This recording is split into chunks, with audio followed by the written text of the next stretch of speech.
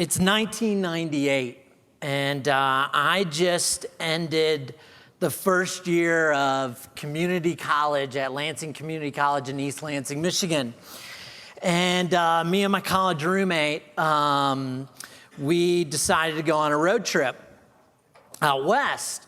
And my two favorite things in life were, one, mountain biking, and two, smoking pot. And so we're driving out to Colorado as our first stop, and so the mountain bikes are on top of the car, and we're in the car doing something, and we get to a hotel, and being the forgetful people we are, the overhang of the hotel is really low, and I ripped the headset off of my bike, and I'm like, what a way to start a trip. I'm going on a month-long trip out west to go mountain biking, and I don't have a mountain bike anymore. And it was $100 to switch out this headset, and I'm like, oh, man, this sucks. And so we go to my roommate's brother's house in Fort Collins, and that night there were some people coming over, and I'm at the kitchen table, and I sit down next to this guy, and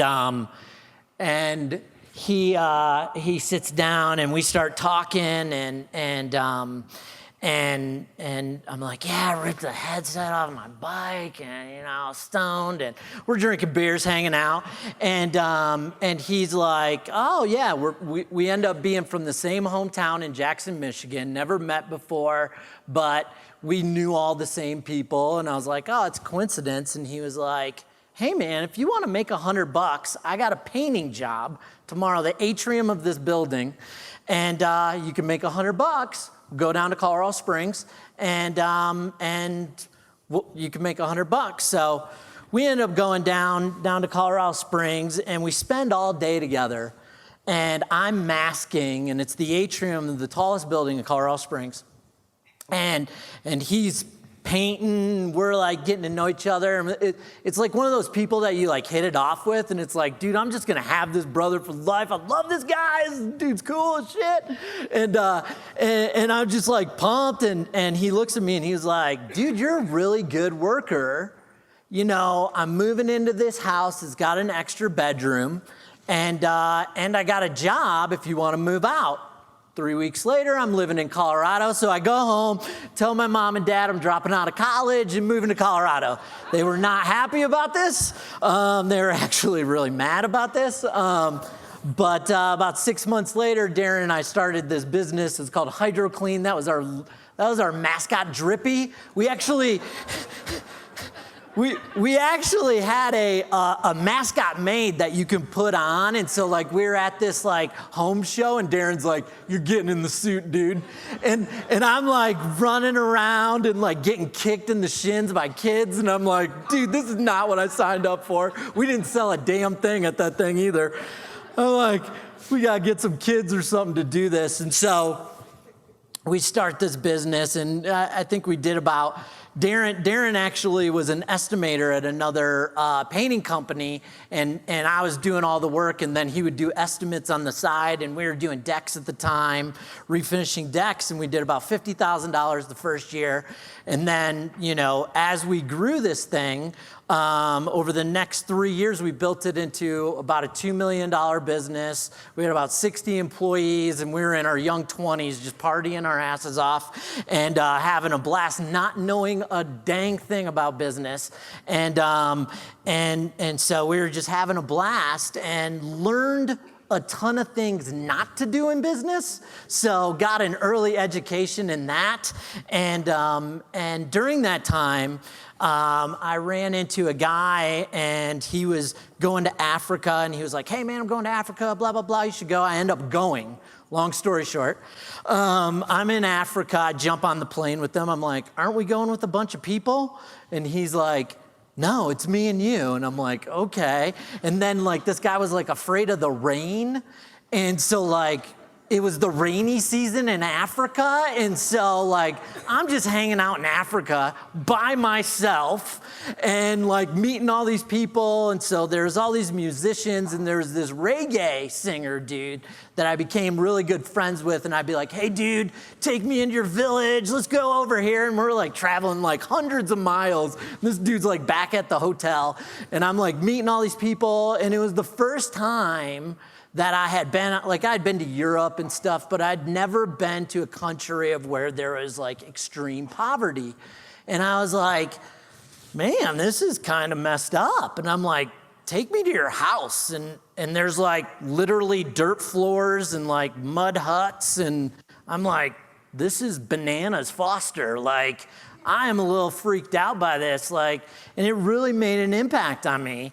And I'm like, man, this is crazy stuff. And so I end up coming home about 3 weeks later, and I come home the next day is September 11th. And because I was like ready to go back to Africa and do all this stuff with our business and all, and none of that stuff panned out because of September 11th. And so the business kind of kept on going, and we went for broke right after that, 2002. Like, we're going big into advertising. We're going to blow this thing up. We're going to be the Walmart of service. And we went for broke and went broke. And we end up, we're shutting down the business. And at the time at our office, we had been giving office space to an email marketing company, some friends of ours, and we had gotten big into the apartment industry. Darren and I were the youngest Apartment Association of Colorado Spring board members. And so we would build relationships with these people, and we'd do anything they asked us to do. So, but anyways, we knew everybody in the apartment business. And so these guys were like, hey man, we're an agency, we do email marketing, we want to get into the apartment business. So we were like, we'll bring you along. And then they didn't realize they were on a sinking ship.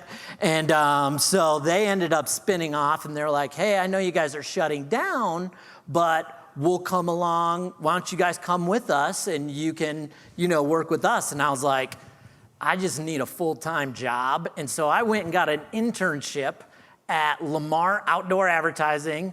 And I was literally like filing files. So like I went from running a company of like 60 people with Darren to filing files for people. I'd like show up and be like, can I file some files for you?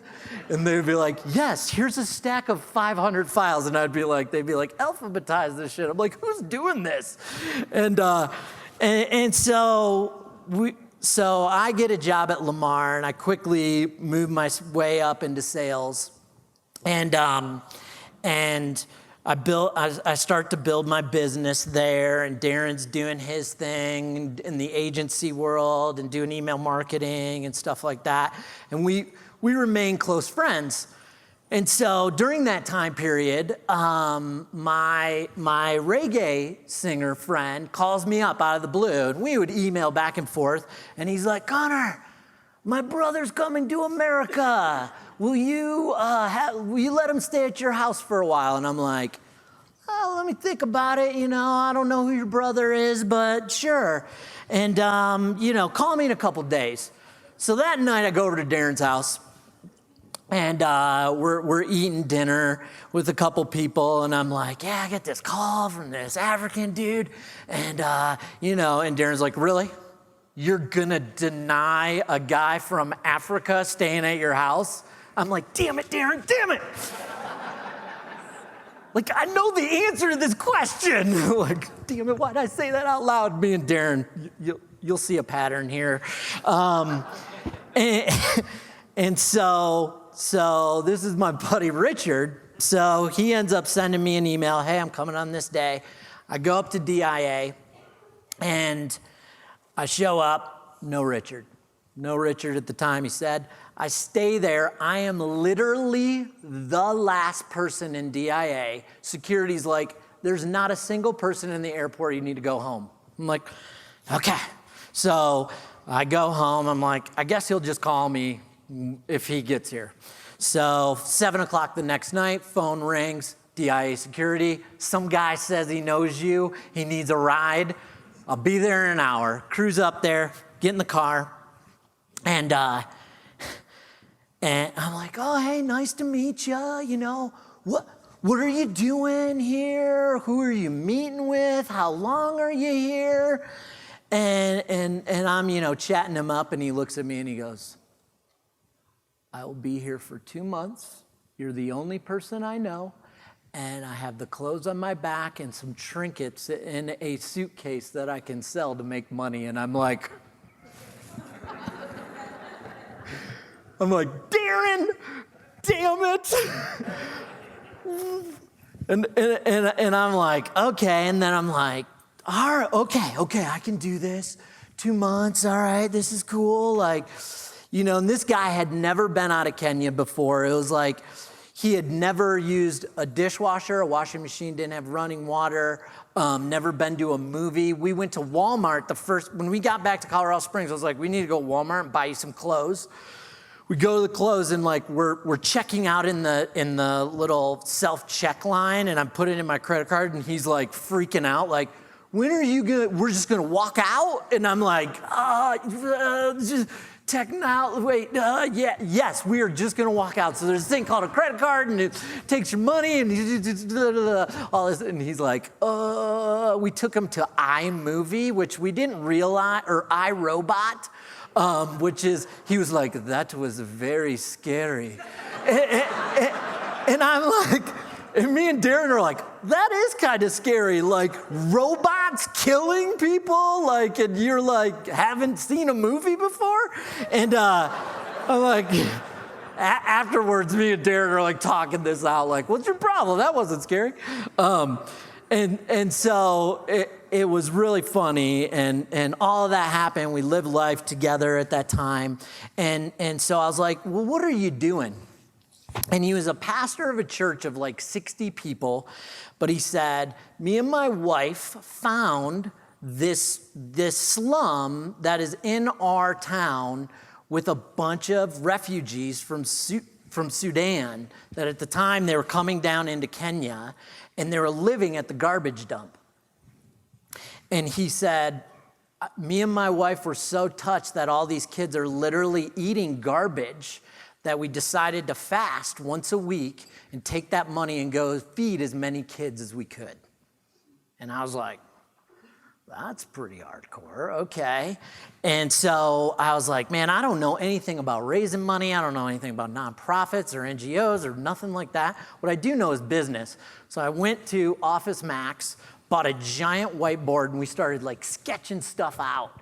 And I was like, here's what you're doing, here's how many kids you're feeding, here's all this stuff. And then I was like, if we talk to X amount of people, we could do this, this, this. And we laid out a strategic plan and all this stuff. And we started talking about markets and what's going on. And I was like, hey, I do know business. What things could you do to make money? And started talking about unit economics and how to make money and profit and loss and all these things. And he was like, Conor, I have not seen these things. This is amazing. And I was like, yeah, dude, what if you went and started businesses to self-sustain something to then go help people? And he was like you could just see his brain going a million miles an hour. And I was like, this is awesome. So we went out and we were like, who would resonate with this? And we were like, let's just go to a bunch of church services. So I went to so many darn church services. I went to the 9 a.m., the 10 a.m., the 11 a.m., the 12, the 9 p.m., Sunday night services, such a thing, Wednesday night services, Friday night services. I was like, anybody we could talk to, any business, any nonprofit, we would go and set a meeting and meet with these people to tell this story to try and get something going. And I was just like, man, and it was a ton of work, but the awesome thing about it was that 2 months brought me to a lifelong friend in this man right here. And this is me in Kenya 2 years ago with him. It's every time I meet with him, it's like we're just hamming it up, laughing. We just laugh. And it's all around how do we help these kids. And so he ends up leaving. We ended up raising $10,000. We sponsored 7 kids full time, so he went and rented a house, and then we bought him a car so he could turn it into a taxi service, and then we bought him a chicken coop with 150 chickens so he could sell the eggs every day. And so he leaves. And during that time, I was working at Lamar still, and I built up my business to about 150 customers. And, he goes off, and I'm like, really, I've got this friend in Africa now, in Kenya, and I'm building my business, and I'm like, and I'm kind of changing, and I'm like, man, this whole Africa thing's a big deal for me for some reason. And so I built up my business to about 150 customers, and I was like sick of going door to door selling billboards. It is not an easy thing. And so I was like, if I could just stay in front of my customers once a month, and they would buy more billboards or continue to buy billboards from me into the future. And I was like, man, what if I could send a video through an email? And so I went and I looked around. I went and talked to Darren. I was like, hey, you guys do email? Will you guys do this for me? They were like, no. So my buddy was the, thanks, Darren. So my buddy was the professor of videography at Colorado College, and I was like, I know you got a green screen. Let's go film something. I go on. We film something. I learned HTML. I built this billboard HTML with my call to action, all this stuff. I'm like, I am a brilliant marketer. This is awesome. And I put it together. I went and hosted the video and cobbled all this together, and I sent out an email. And this is the first BombBomb video. Hello, I just wanted to say thank you for your business. And if you have any more questions, please feel free to ring me on my personal line.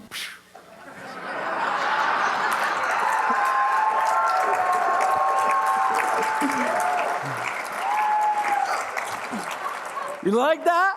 So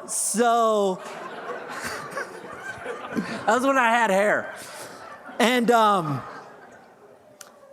within 48 hours, I had no less than 40 phone calls and 30 emails of people not saying, Conor, we want to buy more billboards, but Conor, what was the name of the company that you used to do that? And I was like, man, I got to do this thing. And so I'm still at Lamar, and I was like, I was making a good living for the first time in my life. And I'm like, this is a cool thing I could kind of do on the side, and let me build this. And I tried to give it to a bunch of different people. I wasn't a software guy. I didn't know how to do any of that stuff. So I was trying to give it away or meet with people. And during that time, I had my buddy Richard called me up and was like, you need to come to Kenya, man. So I take my dad and my sister, and we go to Kenya. And this is a picture of my dad in that slum that Richard was talking about. It's actually a picture of a video that I took, and I'm videotaping it. And this slum is these huts made out of garbage. And these people live in there. They eat literally leftovers of it's the nastiest thing. And I was just it jacked me all up. And it changed my life. It was one of these moments. And I'm editing this video, and Helen, Richard's wife, is translating this older man. He was one of the grandfathers. It's a bunch of grandparents and orphans in the slum, and this guy basically says, my kids and family have died of starvation, and so will I. And I'm literally back home. I end up going back home, and I I'm editing it, and and about a week later, I call up Richard, and I said, hey, Richard, what happened to that guy we were talking to in the slum? And he said, that guy died. And it hit me like a ton of bricks, because there's nothing ever in my cupboard to eat, but there's a ton of food. And I actually met a dude that starved. And it jacked me up more than anything. And it jacked me up in a good way, because I was like, now I am held responsible for doing something about this, for doing something about these widows, these orphans, this poverty thing. And I was like, I need to do something about this. And this is another picture of me and Richard.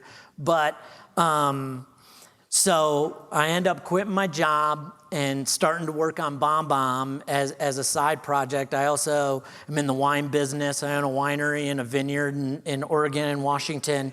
And horrible time to speculate in new businesses at the end of 2006, into 2007, and then start a technology company into a crisis. And so it was rough. But I was going with this thought of, how do I build a company that will just support me to go move to Kenya and to help people? And I was like, if I could only get 10 grand a month in recurring revenue, I could just then move to Kenya, and I would be able to invest in things and live in Kenya. And so we're cranking along. And then as we started adding customers into BombBomb, literally in the beginning, the biggest thing was people didn't know the biggest objection was, how am I going to get a video? And so I would literally go out and say, you buy a BombBomb account from me, I will go and film a video and edit it for you if you use our software. I would hand do it. I would go out. I mean, I was going all over the place and filming video, editing it, sending it out. It wasn't worth the time or money, but I was like, I believe that this thing is important, that if people actually did it, it would work. And so it didn't really work. We were all jacked up, and I'd be like scraping by. I'd be like, I'm gonna go raise some money, and like my aunt would come in town. My Aunt Lenny comes in town, and we've got a couple employees. I'm like, Aunt Lenny, this will be the best investment you ever make. And she's like, Conor, I will give you $25,000 just so you have to call me at least once a year and tell me how you're doing. And so she gave me $25,000, and that paid payroll that month. And so I mean, we would do everything. I would do anything from building websites to SEO, getting by. And one of those people that helped me get by, made an investment, was this guy. He's the CEO of a sovereign debt fund in Dubai. His building is there on the right. That is the financial center of Dubai, where the president's office is in that cube thing. And he invested in BombBomb himself personally. And he said, one of the things I'll do is I'll meet with you once a quarter. And so every quarter I'd give him a call, and he would say to me, Conor, is this $1 billion idea? And I'm like, Mark, payroll's really tough right now. I haven't been paid in 4 years. We're about $1 million at the time in revenue, which was a huge feat at the time. And I was like, man, I think we could be $100 million company, but $1 billion, and then I would go and talk to people, and they'd be like, you've never been a CEO, you've never done software, you don't know development. Like, why are you talking about $1 billion if you can't do, $2 million? That's just stupid. And I was just like, man, and so every time I would meet with him over and over again, he would ask me, is this $1 billion idea? And I'm like, man, I don't know. I'm struggling with it. And I'm like, I can't pay my bills. I like care about widows and orphans. I can't do anything about it.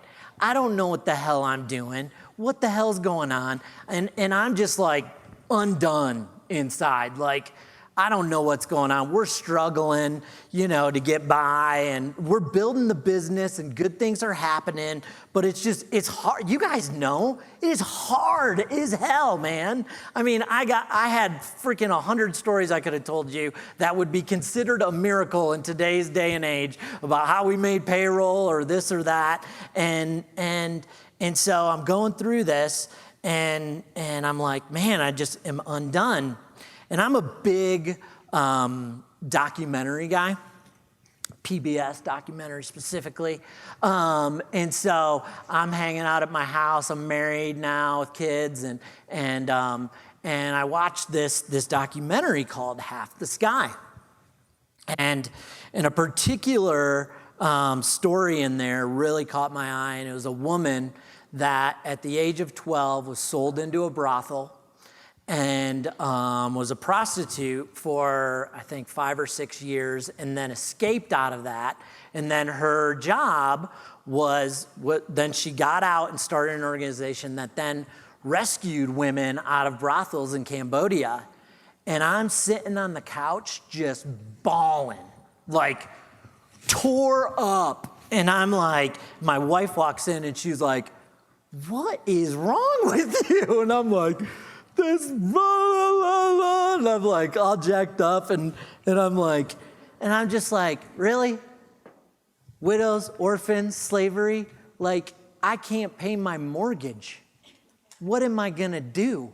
How is this like? And I'm just undone. And so at this time, we were just getting into real estate, and National Association of Realtors has a venture capital arm called Second Century Ventures. We were the first company in the inaugural class of their accelerator program called Reach that we got into.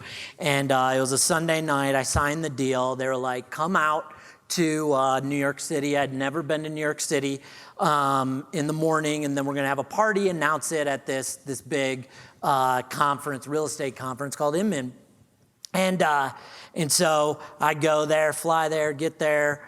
We're at the party, and I'm hanging out. We do the rah-rah, all that, and I go and I talk to my people. I'm like, hey, a friend of mine called me up and was like, if you're in New York, you got to go to this restaurant. It's amazing. It's brand new. You got to go. And I'm like, hey, guys, you guys want to go to this restaurant? They're like, we already have stuff. Boom, they bail. I turn around. I don't know anybody. I'm like, walking back to the hotel, like, I'm gonna eat some Chipotle on the way back. This kind of sucks. So I pop up my phone, and earlier that week, I was supposed to meet with a guy that following Wednesday, and I was like, called him up and was like, hey man, I'm not gonna be able to make our meeting. I've got to go out of town. And this guy is the 11th master penman in the world. This guy literally draws, this picture is drawn from a single line. If you look in the middle, he drew the whole picture with a single line. This guy's absolutely amazing. There's 11 of them in the world. He's done stuff for Apple, all this stuff. And I wanted him to design a wine label. And so I was supposed to meet with him. And so I pull up my phone, I'm walking back to the hotel, and at the top of Facebook is Jake Weidman flying to New York City. And I'm like, text him up. I'm like, hey, Jake, if you're in Midtown Manhattan in the next 20 minutes, let me know. Ring. Hey, man, I'm 5 blocks away from you. I'm like, meet me at this restaurant. So we're going there. We go to this restaurant, and we're chatting it up. And I'm telling, and we were acquaintances, but not really friends. We had met a couple times, and we start going, and I start telling him, and I'm telling him about Africa and my buddy in Dubai and like this wrestling that I have with how do I connect these things with my business? Like, I'm building this business, and like, this is really awesome, and we're like making a difference in people's lives and all this, but then like, I go and hang out with Richard, and it's like a whole thing, and then like, and I'm touring, and then I was like, then I watched this movie last week, and it was this thing. I'm like crying. My wife's like, what the heck? And I'm sitting there, and I'm like, and then I was like, yeah, so why are you in New York? And he looks at me, and he smiles, and he says, I was picked one of 5,000 artists to draw a portrait of the woman you're talking about. I was just with her when you called. And I was like, doof. And it was one of these moments of where we just sat there and drank and didn't say anything for like 3 minutes. It was like, whoa, dude. And this was this point of where it was like, I always heard these times when we were struggling at our worst, where I heard, one more day. Just one more day, Connor. Just do it just one more freaking day. And I'd be like, dude, this ain't working, man. This shit ain't working. This is hard. This is hard. And this is one of those moments of where it was like, you can connect the things you want to do with the things you do every day, the things you care about. And that's where this thing came together, this Rehumanize. And JB actually reminded me, I had a different part of my talk here of where I came up with humanize the planet. JB came up with Rehumanize. And when he said Rehumanize, we were doing a strategic meeting. It was in my office, in the corner of our office. And that's when I came up with the dehumanized. I was like, that's how you connect what we do, because we not only rehumanize your communication, but we're rehumanizing the dehumanize and what we can do with our employees, their time, our money that we make. And then personally, what I can do now that I actually get a paycheck. It's crazy to now get a paycheck, and we can rehumanize the dehumanized. We can rehumanize the widows. We can rehumanize the orphans. We can rehumanize the people in slavery. We can rehumanize with our employees. That is one of the things that really blew my mind of how much we could rehumanize our employees, and we could rehumanize the world with our customers, with you guys. I never I always thought about it was like, okay, I need to make a bunch of money and then go donate money to these causes. But what I realized is that the people mattered more than the money. And you guys get this.